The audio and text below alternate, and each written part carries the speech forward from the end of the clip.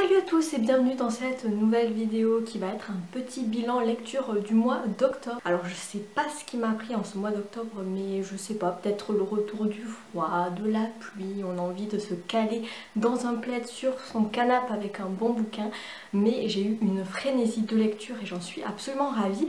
Et donc j'ai énormément de livres lus en ce mois d'octobre, donc je pense que je vais faire deux parties de cette vidéo. Donc vous aurez la première partie maintenant et la seconde partie un peu plus tard. Là aujourd'hui je vais vous présenter 4 livres et puis en fin de vidéo je vous parlerai aussi des films et séries que j'ai vus en ce mois d'octobre et qui peuvent rentrer dans le cadre du Pumpkin Autumn Challenge. On commence tout de suite avec le premier livre que j'ai lu. Il s'agit de L'Aigle de sang de Mark Woltenwer aux éditions Slatkin et compagnie.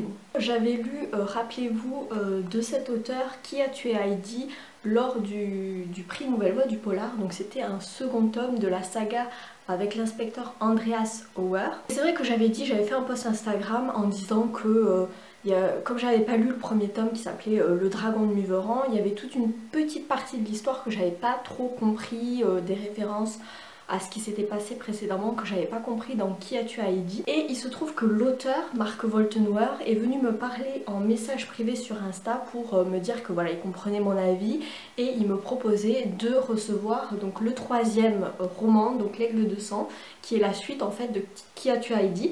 Et donc voilà, je le remercie beaucoup pour cet envoi et la maison d'édition aussi. Donc voilà, sachez que ce livre est un service presse en toute transparence. Pour l'histoire, alors je vais un petit peu spoiler une révélation qui arrive à la fin de Qui a tué Heidi. Donc si vous voulez pas savoir, passez au livre suivant, mais sachez que cette révélation qu'on apprend à la fin du tome 2 relance en fait toute l'intrigue du tome 3. Donc Andrea Auer va apprendre par sa sœur Jessica qu'il a été adopté et donc c'est un peu un choc pour lui parce qu'il s'en doutait pas. Donc il va demander un petit peu à ses parents adoptifs si c'est vrai et ils vont confirmer que oui, effectivement il a été adopté. Mais lorsqu'il va essayer d'en savoir plus sur sa famille biologique, sur les circonstances de son adoption, ses parents adoptifs ne vont rien vouloir lui dire. Voilà, ils vont rester complètement muets. Et du coup Andrea va s'embarquer dans une quête autour de son passé, de sa famille biologique, etc. sur l'île de Gotland, qui est une île suédoise, donc à l'est de la Suède, donc entre l'Estonie et la Suède, ici. On a une petite carte au début, puisqu'en fait la famille adoptive mais aussi la famille biologique d'Andrea est originaire de Suède. Donc il va aller enquêter là-bas, une petite île où plus ou moins tout le monde se connaît, avec ses us, ses coutumes, voilà, ses traditions. Et ce qu'il va découvrir va profondément le marquer et le bouleverser. Je ne vais pas en dire plus, mais sachez que tout ça est sur fond de clan viking, une espèce de confrérie secrète, des secrets de famille, des rites, des sacrifices, ce genre de choses.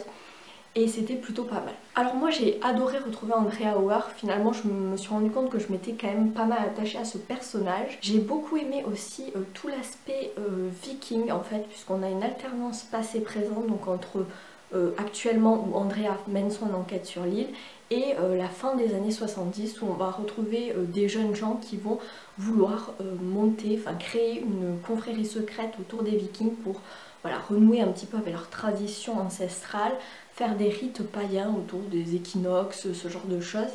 Mais très vite, ces petites réunions secrètes dans la forêt vont tourner au cauchemar. Et ça, j'ai trouvé ça super, vraiment, cette alternance passé-présent. Et même, j'étais limite, je préférais en fait les chapitres dans le passé. Malheureusement, au milieu du bouquin, en fait, cette alternance s'arrête tout d'un coup, on ne sait pas pourquoi. Elle reprend un petit peu vers la fin.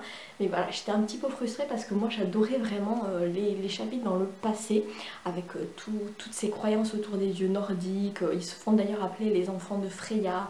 Avec leurs costumes, les rituels, tout ça, les offrandes qu'ils font aux dieux. Et ça, je trouvais ça vraiment génial. Moi qui suis fan de la série Viking, pour le coup, j'étais servie. Et j'aurais aimé en savoir plus en fait. Alors attention, ne lisez pas ce livre si vous avez l'estomac vide, parce qu'il y a énormément, voire beaucoup trop de références à la cuisine locale, que ce soit en bouffe ou en boisson. J'ai l'impression que les personnages ne font que ça dans le roman. Franchement, c'était peut-être un peu too much. Il y a énormément aussi de personnages. Ils ont parfois plusieurs noms entre leur nom civil, leur pseudonyme viking. Donc parfois c'est un petit peu dur à s'y retrouver. parce que je trouve qu'ils n'avaient pas assez de caractéristiques spécifiques qui permettent au lecteur de vraiment savoir qui est qui et ne pas s'en mêler les pinceaux. L'auteur arrive pas forcément bien à doser entre trop de détails inutiles comme par exemple la bouffe, ce genre de choses, et pas assez de détails spécifiques, notamment la psychologie des personnages en fait. Moi j'aurais aimé avoir plus de psychologie de personnages, plus voilà, des personnages plus profonds, notamment Andrea, puisque quand même ce qu'il va découvrir va beaucoup le bouleverser, mais à aucun moment j'ai eu l'impression d'être dans sa tête. En fait j'aurais aimé en savoir plus sur ce qu'il ressentait au fond de lui. Alors à un moment donné on le voit qu'il y a une larme qui coule là sur la joue, mais c'est tout. J'aurais vraiment eu envie d'en savoir plus sur ce qui se passait dans sa tête. Et pareil pour les paysages, voilà, j'avais envie de voyager, d'aller sur cette île en Suède. Malheureusement il y a assez peu de descriptions de paysages. J'aurais aimé que ça fasse appel un petit peu aux cinq sens, vous voyez, ce côté un petit peu olfactif, visuel, tout ça. Ça m'a un petit peu manqué. Mais bon, faut pas oublier que ce livre est quand même seulement le 3e livre que l'auteur écrit, donc je pense que sa plume est encore un petit peu perfectible. Au niveau du dosage, entre trop de détails, pas assez, mais bon, je chipote un petit peu, hein, on va dire que je suis chiante, je chipote un petit peu, mais sinon ça reste une bonne lecture. Les chapitres sont courts, ils font entre 2-3 pages, donc ça donne un rythme assez dynamique, on ne s'ennuie pas. Et voilà, j'ai bien aimé cette enquête d'Andrea qui est hyper bien ficelée avec toute cette mythologie autour des dieux nordiques, des rituels vikings. C'était vraiment très intéressant et donc j'ai bon espoir pour la suite des aventures d'Andrea. Alors ce livre, je l'ai lu dans le cadre du Pumpkin Autumn Challenge et je l'ai mis dans la catégorie Dieu, déesse, résurrection, animaux, puisque bon, il y a l'aigle dans le titre. L'aigle de sang en fait c'est pas du tout un vrai aigle, c'est un rituel viking. Et Dieu, déesse, ça marche puisqu'on va parler de la mythologie nordique. Ensuite j'ai lu un livre qui n'était pas du tout prévu et bon c'était un petit livre mais ça a été une franche déception. Donc j'ai lu 30 ans ou presque, le guide SOS crise de la trentaine de Claire Faury aux éditions Hugo Images. Et alors j'ai détesté ce bouquin. C'est la retranscription du blog de Claire Faury qui s'appelle 30 ans ou presque.com. Et ça se veut un petit peu sur le ton de l'humour. Alors les illustrations sont sympas, c'est funky, c'est pop. Vous voyez un petit peu. Voilà, c'est très coloré. Mais personnellement, voilà, ça se veut sur le ton de l'humour. Mais j'ai pas du tout ri un seul instant. À un moment donné, j'ai eu un petit peu un sourire de nostalgie, notamment lorsqu'elle parle des années 90. Voilà, les années 90 avec les Nokia 3310, les Game Boy, les Tamagotchi, elle parle des POG, elle parle aussi du Club Dorothée, des To Be Free, tout ça. Donc ça m'a un petit peu fait sourire, mais après le reste, ça m'a pas du tout plu. Je me suis pas du tout reconnue là-dessus, notamment au niveau genre arrêter de faire des caprices, à 30 ans tu préfères bouquiner sur la plage plutôt que d'aller barboter dans l'eau. Enfin, je crois que je dois être vieille depuis longtemps parce que moi j'ai toujours préféré lire sur la plage. Je sais pas vous. Je pensais que ça allait apporter une réflexion un petit peu plus profonde, un petit peu plus philosophique, anthropologique ou sociologique. Et alors pas du tout. C'était plat, c'était superficiel, sans relief, sans profondeur. Ça se veut déconstruire un petit peu des idées reçues et des préjugés, et notamment par rapport à la pression sociale qu'on fait aux trentenaires, surtout aux femmes, parce qu'on a l'impression quand même qu'à 30 ans c'est genre la décennie où tu dois t'accomplir, où tu dois faire énormément de choses, et c'est une pression monstre. Tu te poses énormément de questions sur comment devenir adulte, c'est quoi grandir, la stabilité financière, professionnelle, se marier, avoir des enfants, tout ça c'est des questions qui t'assaillent un petit peu aux alentours de la trentaine, et je pensais que ça allait apporter des pistes de réflexion, des solutions, mais même pas, c'était juste plat, voilà, et puis c'était même pas drôle quoi, donc franchement passez votre chemin. Ensuite, toujours dans le Pumpkin Autumn Challenge, j'ai lu le 3e roman qui était une relique de Mappal, qui était là depuis au moins 4 ou 5 ans. Donc j'ai réussi à sortir 3 reliques de Mappal pour ce challenge, je suis hyper ravie. Donc j'ai lu Les Chutes de Joyce Carol Oates aux éditions Point. C'est un livre qui a reçu le prix Féminin étranger 2005 quand même. Joyce Carol Oates, c'est une autrice américaine qui est très prolifique et très reconnue, et je n'avais jamais lu cette autrice. Et donc c'était chose faite, j'ai enfin pu découvrir sa plume et j'en suis ravie.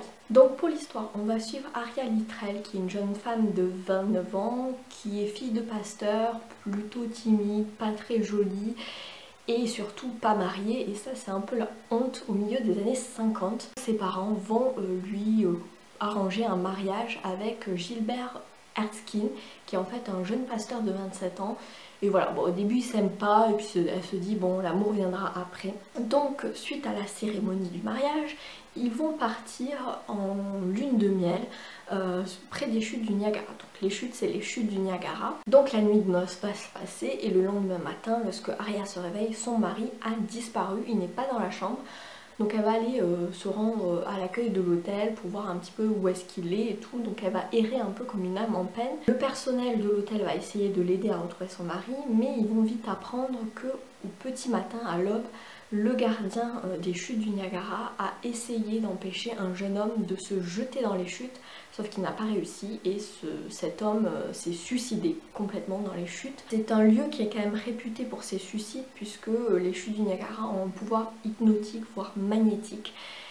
Qui fait qu'il y a beaucoup de gens qui se jettent comme ça dans les chutes du Niagara. Et donc Aria est désespérée et va rester pendant une semaine à errer au bord des chutes du Niagara en attendant que les secouristes retrouvent le corps de son mari. Et pendant cette semaine, elle va faire un petit peu les choux gras de la presse locale qui vont la surnommer la veuve blanche. Et on va voir Dirk Burnaby qui est un jeune avocat ami du propriétaire de l'hôtel qui va venir prendre Aria sous son aile. Et voilà, c'est un jeune homme beau, riche, qui plaît beaucoup aux femmes, qui a beaucoup de conquêtes, qui joue au poker, sur son yacht, ce genre de choses. Et on comprend pas, mais il va tomber éperdument amoureux de Aria, qui est une fille plutôt banale, un peu rachitique, pas très jolie. Mais il va voilà, éprouver une grande attirance pour elle. Donc là c'est le tout début du roman, je vais pas vous en dire plus. Mais sachez que c'est un roman fleuve, sans mauvais jeu de mots parce que là on parle d'eau. Un roman qui se passe sur 3 décennies, donc 30 ans à peu près, où on va suivre la vie quotidienne d'une famille de classe moyenne en Amérique. J'ai beaucoup aimé toute la première partie avec Aria et Dirk. Puis après il y a une ellipse de quelques années et on voit ensuite les enfants du couple lorsqu'ils sont grands, et cette partie m'a un peu moins intéressée. Ce que je dois dire, ce qui m'a vraiment marqué dans ce livre, c'est la scène d'introduction où on va voir en fait le suicide de Gilbert Erskine du point de vue du gardien qui va essayer de tenter de retenir cet homme qui va se jeter dans les chutes. C'est une scène absolument poignante et hyper réaliste, on s'y croirait vraiment parce on entend ce bruit de l'eau qui tombe, ce brouhaha perpétuel, on sent le vent frais, humide sur notre visage, les couleurs de l'aube, on s'y croirait vraiment. C'est une scène qui m'a vraiment marquée, je me suis dit waouh, si le reste du bouquin est comme ça, c'est quand même assez incroyable. Bon, ça se calme après, j'ai trouvé un petit peu dommage que ce soit pas aussi intense dans le reste du bouquin, mais bon, c'est un peu normal. La plume de l'autrice est absolument belle, littéraire, très réaliste, mais sans pour autant être froid et distant comme le peut l'être Zola par exemple. Là on a vraiment une écriture assez féminine, assez ronde et chaleureuse. J'ai beaucoup aimé. Ça reste une bonne lecture, c'est pas un coup de cœur parce qu'il se passe pas grand chose, hein. C'est vraiment la vie quotidienne d'une famille lambda. Mais voilà, c'était plutôt une bonne lecture que je vous recommande si vous connaissez pas cet auteur. Pour finir sur les lectures, j'ai lu La mort n'est pas une fin d'Agatha Christie. Donc ça c'est une édition suisse, je crois que j'avais trouvé en boîte à livres. Donc c'est un double tome où j'avais lu Les vacances d'Hercule Poirot cet été, et donc cet automne j'ai lu La mort n'est pas une fin. Donc c'est un livre qui change vraiment de ce qu'a l'habitude de proposer Agatha Christie, puisque là on va être complètement dépaysé. On va se retrouver au milieu de l'Égypte antique, 2000 ans avant notre ère. On va suivre une famille plutôt bourgeoise avec le père qui s'appelle Imhotep, qui est le patriarche tout puissant, qui est prêtre de Ka. Donc en fait c'est un peu une sorte de croque-mort, en fait il s'occupe des morts. Et il a à ce titre beaucoup de terres, de bétail, c'est un riche négociant, etc. Il a une fonction assez importante dans la ville de Thèbes. Il veille sur toute sa petite famille. Donc on a Réniseb qui est la seule fille de la fratrie, qui est fraîchement veuve. Donc elle retourne dans la maison de son père et elle va retrouver ses 3 frères. Donc on a Yamoz l'aîné avec sa femme Satipi. On a Sobek, le cadet avec sa femme Kate, et Hippie, le petit dernier qui est vraiment le chouchou de Imhotep. Ensuite on a la grand-mère Eza qui est absolument drôle et géniale et un petit peu sarcastique. Elle m'a beaucoup fait penser à Granny dans Downton Abbey, mais version Égypte antique. On a aussi Ennet qui est une espèce de vieille femme que la famille a recueillie et qui est très dévouée à Imhotep. Et enfin on a Ori qui est le scribe de la famille qui aide le père dans ses affaires, ses négociations, ce genre de choses. Et donc tout se passe bien jusqu'au jour où le père Imhotep revient d'un de ses voyages d'affaires dans le nord en compagnie d'une jeune femme qui est très belle et qui va présenter à sa famille comme étant sa nouvelle concubine. Alors autant vous dire qu'elle ne fait absolument pas l'unanimité dans la famille et elle va se faire détester de tout le monde et elle est plutôt dangereuse parce qu'elle menace notamment l'héritage des fils d'Imhotep et ça passe pas du tout. Jusqu'au jour où, parce qu'on est quand même dans un roman policier, ne l'oublions pas, on est chez Agatha Christie, on va retrouver le corps sans vie de Nofret au pied de la falaise. Qui est le coupable? Voilà, il se passe plein de choses après, je vais pas vous en dire plus, mais en tout cas j'ai adoré cette lecture qui était vraiment hyper dépaysante. On est très loin de ce que propose Agatha Christie habituellement avec Hercule Poirot ou Miss Marple, puisque là vraiment on est dans l'Égypte antique avec ses dieux, ses us et coutumes, ses croyances, ses superstitions, tout ça autour de la mort. Voilà, ça interroge beaucoup la thématique de la mort, des croyances, de la superstition, mais aussi de la place de la femme dans la société et j'ai trouvé que c'était un roman profondément féministe et ça m'a beaucoup plu. Agatha Christie a vraiment un don pour t'amener toute une galerie de personnages. Il y a beaucoup de personnages mais tu ne te perds jamais parce qu'ils ont chacun leur spécificité, leurs caractéristiques qui te permet vraiment de les identifier et ça vraiment elle a ce don incroyable que, voilà, que je retrouve chez pas grand monde en tout cas. Voilà, j'ai adoré ce livre, vraiment pour le coup il était très dépaysant et il changeait vraiment d'habitude de ce qu'elle a l'habitude de nous proposer et vraiment pour le coup je vous le recommande à 100%. Voilà, c'en est tout pour les livres. Maintenant je vais vous parler de films et de séries que j'ai vus et qui peuvent rentrer dans le Pumpkin Autumn Challenge. Le premier film que je suis allée voir au cinéma c'est Ça partie 2. J'avais vu le chapitre 1 il y a 2 ans. Vous avez d'ailleurs fait une vidéo comparative du livre au film, je vous la mets dans le petit i si jamais vous voulez aller la voir. J'avais adoré la première partie et j'ai adoré la seconde partie qui est toujours aussi drôle et aussi flippante. Voilà, Pennywise, ils ont fait un Pennywise mais vraiment hyper flippant. J'ai trouvé quand même qu'il y avait une petite redondance au niveau de la trame narrative lorsqu'ils cherchent chacun leur artefact.